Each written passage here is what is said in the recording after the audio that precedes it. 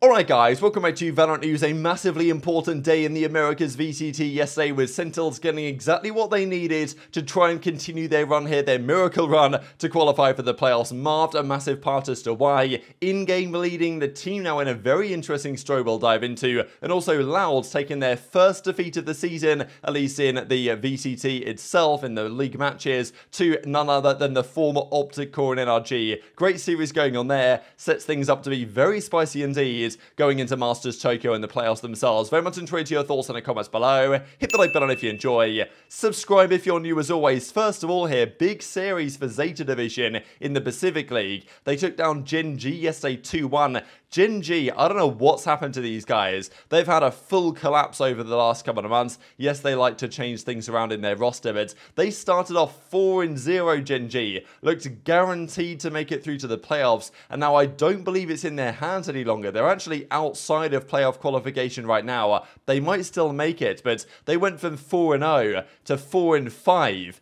They won game 2 Ascent comfortably, but then they lost Fracture 13-4 to Zeta Division. So great for Zeta Division. That confirms them 5-4. They've made the playoffs. Well done. Gen.G 4-5. So they need things to go their way now, right? They're 10-11 map count here. They need RRQ's secret to lose and try and hope that they can win these 4-5 tiebreakers. But man, that is a full collapse from them. They were looking for sure for a time like they were going to be up here in the top 3. But now it's quite clearly DRX, PaperX, T1, and then Zeta 5-4. RRQ also, I believe, took down Talon yesterday's, and that gets them to 4-4. So, yeah, the fact that Gen.G have fallen behind these guys and might not even make the playoffs is pretty embarrassing. I believe in the last 5 series, they've won like 2 maps or something. Like, it's been pretty rough for them. So, yeah, Zeta take advantage. Yes, there's still negative maps and negative rounds, but they're in a good enough position to at least give themselves a chance to get through the playoffs and make it to Masters Tokyo, which is what they'll be trying to do. So, really interesting storylines emerging in the Pacific region. Let's talk about the Americas because, man, there's been a lot of big storylines here lately. Sentinels, they confirmed the roster, right? Sassy, Pancada, Marved, TenZ, wild team. I know that many people in the comment section below this videos or these videos and other videos and on Reddit and the like and on Twitter suggested this exact roster some time ago. Finally, they've decided to do it and it's working out for them so far. And also Kaplan confirming, right, that Marved indeed is the IGL. This isn't really a massive surprise just because he's done it before, I think even for FaZe. He mentioned the other week when he was teaming under Dephh that he was giving some,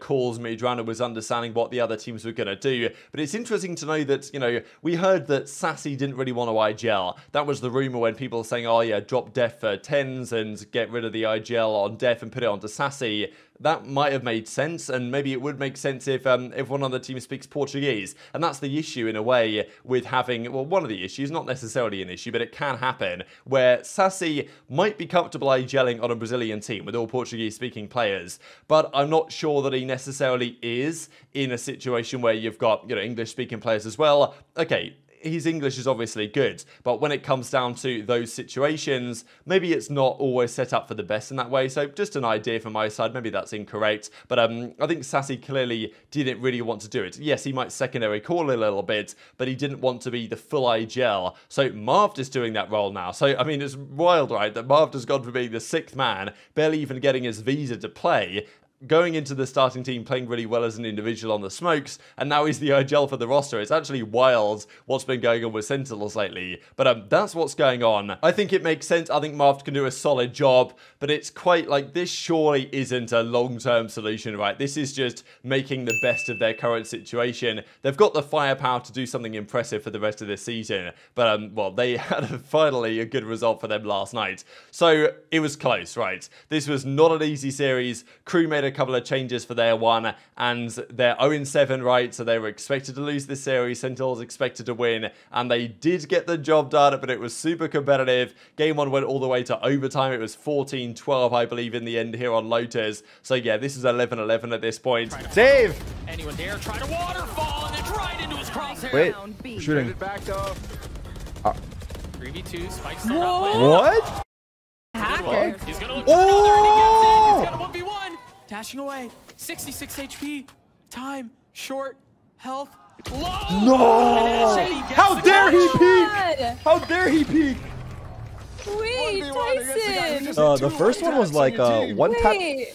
straight thing, and then the second one, I don't know, it just like spiraled. Wait, I want- like domino affected. Checking PC for real. Wait, why are we not replaying? If we don't replay that, then it's definitely like something fishy going on. There they are. Slow-mo, slow-mo. I want slow-mo on the TenZ. Wait, you don't show... Are you kidding me? Are you kidding me?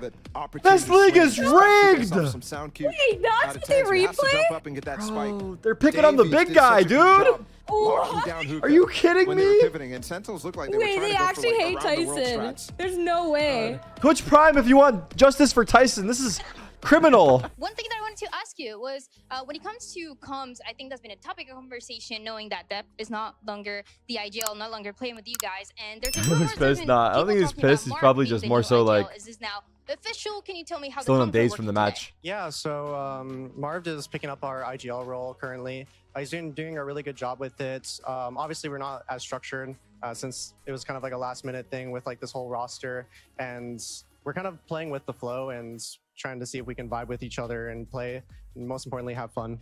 Yeah, so Kaplan mentioned when I came back, he really liked the energy that I bring into the team. I can be quite like a zoomer, similar to like Zach. Like he's really fun to have on the team. Just Zoomer vibes, baby. He's really easy to vibe with, and ultimately, I think a good environment will lead to good team play. And then they went to bind. zyppan had a good chance here to clutch up this one versus two, but it didn't quite happen in the end. But still, they took a decent advantage here. Sentinels, they went up, 10-5, then it was 10-6, and then it was like 12-10, and we'll see what happened to that round in just a second here. So, yeah, poor zyppan couldn't do much about this one, but gotta give credit to zyppan, man. Whatever role they put this guy on, he delivers a great performance. He might be their best player, to be honest, zyppan right now. He's been great for some time, and it doesn't really seem to matter what role he's on, what he's forced into. TenZ, of course, comes back and plays the Jet. zyppan has to do all sorts of different agents and still plays really well. It's great to see that this guy's delivering as he is. But this was the moment that won them the series. Again, it was sketchy. I'm sure that Sentinels fans weren't feeling 100% confident, but this is spike down situation. Pancada, 100 HP left, just with the Sheriff only. Doesn't even have any armor or anything. Gets one, gets two onto Klaus as well, and then pushes up close into this corner. cNed comes through, 35 HP, one bullet in the clip, and 1 HP left on the table. Gets the 1D for the job done. So yeah, 13-10. Awesome clutch from Pancada, and that gets them over the line. So it was not an easy series for Sentinels, but they did win, and a clean 2-0. And as we said yesterday, the 2-0 was absolutely necessary here. If they didn't 2-0, the only world in which they qualify, I'm pretty sure, is if MIBR beat 100 Thieves.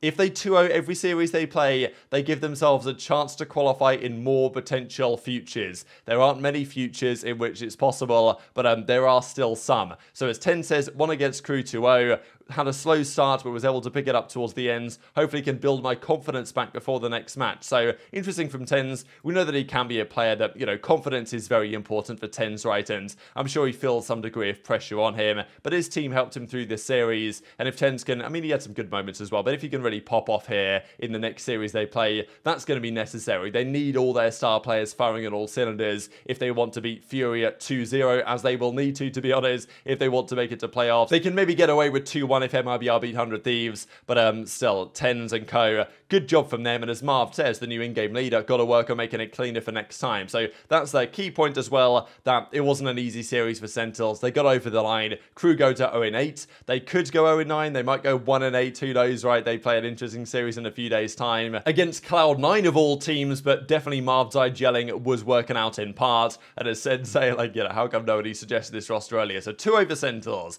massively important series in their season. zyppan, what a series from him, 49-35, and all sorts of different agents. Game 1, he was on the Omen, right, just kind of picking up the pieces. TenZ was on the Neon, pretty entertaining to see, and then Bind, he went over to the Rays, and they got the job done 13-10, thanks to that Pancada clutch at the end. So with Sentinels winning 2-0, what that means is, we'll see in a second, that they still need, if MIBR don't beat 100 Thieves, for NRG to beat Evil Geniuses. That's the ideal world, because they need a tiebreaker Sentinels with Furia and Evil Geniuses if they want to win that three-way tiebreaker on map count, and therefore they need NRG to be good. So yesterday was arguably the perfect day for Sentinels, because they not only got the 2-0 they needed, but they also saw NRG play incredibly well. I think this result for Loud has been coming for some time at this point, where they've not looked so impressive in their last few series. They've lost a few game ones. They lost that like 13-3 to EG or whatever before bouncing back. And this time against the OpTic Core, it's always a good series when they play the OpTic Core, the former OpTic Core, now part of NRG.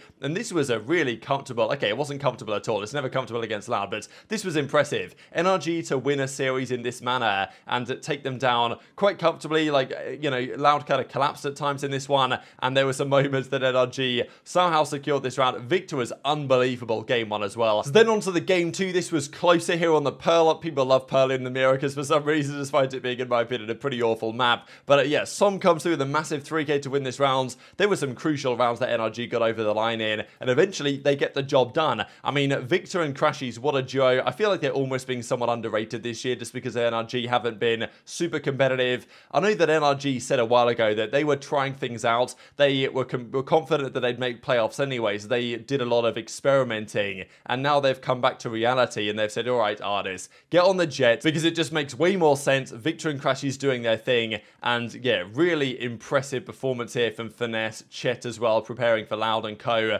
to get the victories. And that leaves only Fnatic in Global Valorant as the only undefeated team so far this season, and in the regular VCT League matches as well, with Loud now going from 7-0 to 7-1. So great result from them, showing that they are beatable. And it is interesting to see that over the last several weeks, North America has really had the number of South America, right? Like, the majority of series have gone the way of NA, and NRG showing that, yes, they might only be 5-3 with a slow start to the season, but that secures their spot in the playoffs, which is what they want to have. So they've got one more game to play against Evil Geniuses. Sentinels will want them to win that one, and they should be favourites with their current performances. Artis had a great series here as well, and, you know, let's be honest here, it's expected if you put Artis on the Jets, he's going to play better than the other agents. And even though North America won, again, Loud do win on the social media game. I thought it was pretty funny after their defeat. They say it's unacceptable to lose. We are, you know, disbanding our team and getting out of here. We've got an entirely new roster to come through. So still, obviously not an ideal result for them, but they will still have a bit of a wake-up call, right? To say, okay, we can lose, and still NRG, the former OpTic guys, are a serious competitor. And as Aspas says, GG's NRG, always an honor to play those guys green heart, right? Because, you know,